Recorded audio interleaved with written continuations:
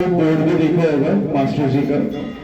और इस बोर्ड में क्या है, जैसे भागवत गीता है हम पढ़ते हैं लेकिन उसको चल नहीं पाते क्योंकि हमें वो सारथी नहीं मिलता। सारथी यानी जो आपकी इंद्रियों को कंट्रोल करता है। तो कौन करता है? श्री कृष्ण जी करते हैं। लेकिन कृष्ण जी की जो भागवत गीता है उसको सुनाने वाला क्या कौन है? वो वही है जो कृष्ण जी है, जो आपको ज्ञान देता है, सदगुरु मास्टर, जो आपको जीवन को चलाने का क्या देता है? ज्ञान देता है। वही मास्टर जी की वाणी जो है, ऊपर आपने बोर्ड देखा होगा कि मैं होने दूंगा, ये भागवत कोई अलग श्लोक नहीं है।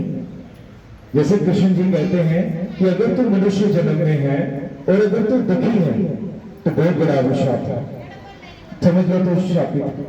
तो हमेशा हर पल हर समय आपको क्या रहना है? आनंद में रहना है।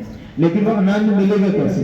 वो मिलेगा आपको सत्संग से, वो मिलेगा आपको ज्ञान से, क्योंकि ज्ञान से भक्ति आती है, भक्ति से श्रद्धा विश्वास प्रेम सब चलता है। लेकिन भक्ति से पहले का स्टेप क्या है? अब मैं मेरा नहीं हूं, मैं साईं बाबा नहीं बन सकता, लेकिन मुझे उसके लिए बनने के लिए मुझे क्या चाहिए? ज्ञान चाहिए। तो हम सब जो संसारिक लोग हैं उनको क्या चाहिए होता है? ज्ञान। वही भागवत में लिखा है, वही शिव पुराण में लिखा है, वही गरुड़ पुराण में लिखा है, लेकिन हम खुद पढ़ के उसको नहीं समझ पाते। हम एक बच्चे की अगर ट्यूशन लगानी है मैथ की तो हम अच्छे से अच्छा टीचर ढूंढते हैं।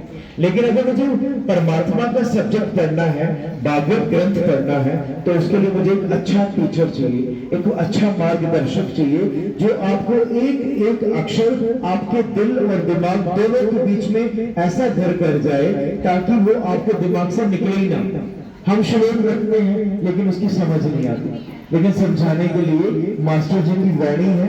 आप सबके पास फोन होगा, आप फोन निकालें, यूट्यूब पर सर्च करें MAASTER मास्टर जी। मास्टर जी का जो मेन मिशन है यही है हम सबका। 800 करोड़ का मिशन क्या है कि इस दुनिया में कोई सुसाइड ना करे। हम इस पे काम कर रहे हैं। जो भी मास्टर जी का ज्ञान सुन लेता है वो कभी सुसाइड के बारे में सोचता भी नहीं है। और दूसरी बात, वो हमेशा खुश रहता है क्योंकि उसको खुशी मिल जाती है।